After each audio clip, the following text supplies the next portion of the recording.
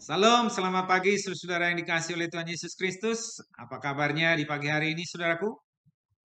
Baik saudaraku, kita percaya Tuhan Yesus senantiasa memelihara hidup kita. Meskipun ada di antara saudara yang tidak begitu sehat pagi hari ini, atau punya pergumulan hidup, kita percaya bahwa Tuhan memelihara hidup kita. Dia akan memberikan jalan keluar sesuai dengan rencananya yang baik bagi kita. Mari saudaraku, sebelum kita beraktivitas, apapun yang menjadi rencana kita di sepanjang hari ini, mari kita terlebih dahulu membaca dan merenungkan firman Tuhan. Mari kita siapkan hati pikiran kita berdoa. Bapak yang baik, terima kasih di pagi hari ini Tuhan masih berikan kesempatan kepada kami untuk memulai hari ini. Dan terima kasih kalau sebentar kami akan membaca dan merenungkan firman Tuhan. Biarlah Roh yang Kudus menuntun kami, menolong kami di dalam perenungan kami di pagi hari ini, sehingga kami mengerti akan maksud firman Tuhan dalam hidup kami. Terima kasih Bapak yang baik. Di dalam Yesus Kristus kami mengucap syukur dan berdoa. Amin. Baik saudaraku, firman Tuhan yang menjadi dasar penenungan kita di pagi hari ini terambil dari Injil yang ditulis oleh Rasul Yohanes pasal 6 ayat yang ke-65. Demikian firman Tuhan.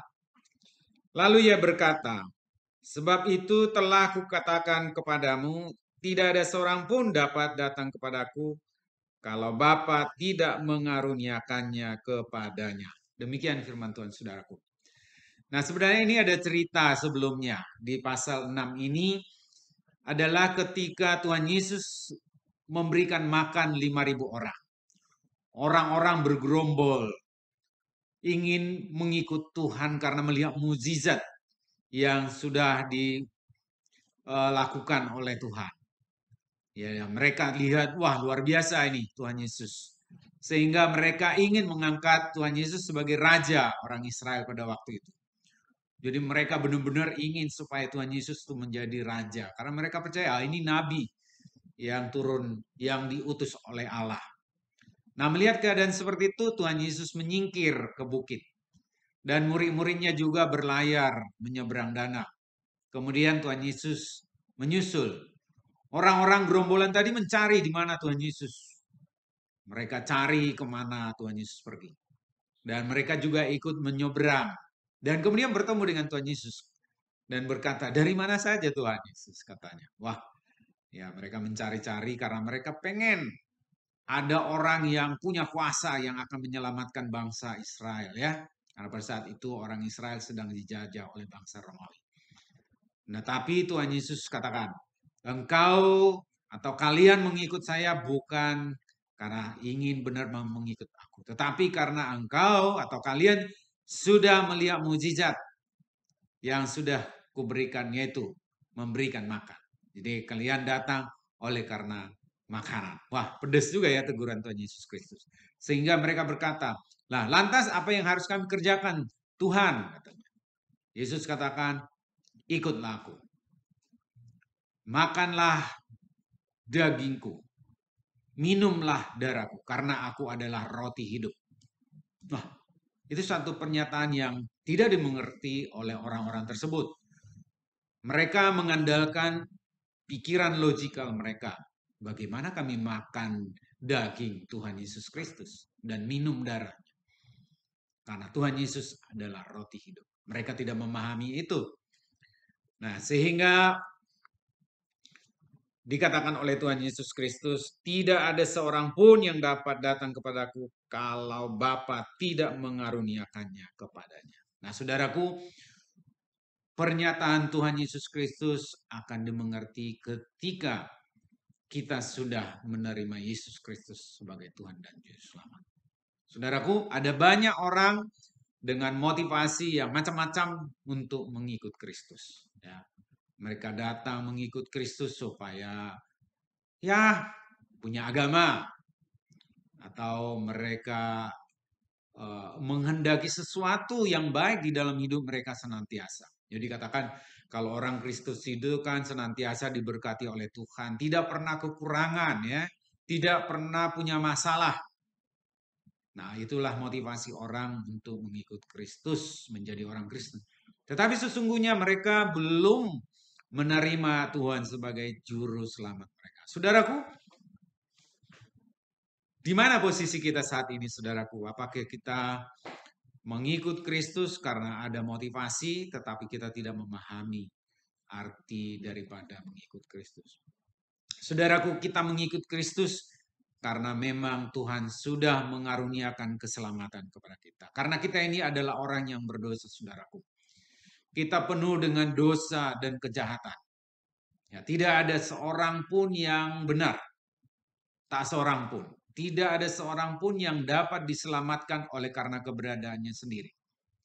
Jadi kalau kita mau selamat, kalau kita mau merdeka, oleh karena kekuatan kita, oleh karena perbuatan kita, oleh karena kekuasaan kita, itu tidak bisa, saudaraku. Manusia sudah berdosa dan harus dihukum. Hukumnya adalah maut. Maut artinya hidup di dalam kematian yang kekal, neraka yang tidak berkesudahan. Nah, itu sangat mengerikan, saudaraku. Nah, tetapi Tuhan menawarkan. Bapa menawarkan kasih karunia-Nya melalui Tuhan Yesus Kristus. Dengan mengorbankan dirinya sebagai penebus dosa-dosa kita. Dia datang dengan kesederhanaannya menjadi sama seperti manusia. Saudaraku, itu bukan karena perbuatan kita, saudaraku. Jadi kalau ada orang yang berkata bahwa mereka akan selamat nanti masuk surga oleh karena perbuatan baik, seberapa besar perbuatan baik kita? Seberapa banyak perbuatan baik kita? Karena Tuhan Allah itu adalah Allah yang kudus, tidak bisa dihampiri oleh orang yang berdosa, walaupun secuil dosanya. Karena Allah itu adalah Maha Kudus, dan itu tidak satu orang pun yang benar di dunia.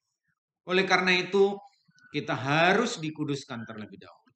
Maka Tuhan Yesus Kristus diberikan kepada kita, dan Roh-Nya yang kudus menguduskan kita sehingga kita layak sebagai orang yang mewarisi kerajaan surga. Mari saudaraku, terima tawaran Kristus, terima tawaran dari Allah Bapa kita bahwa keselamatan adalah kasih karunia. Bukan karena kemampuan kita, saudaraku, bukan karena kekuatan kita, bukan karena usaha kita, bukan karena apa yang ada dalam diri kita. Sungguh keselamatan itu adalah inisiatif dari Allah sendiri.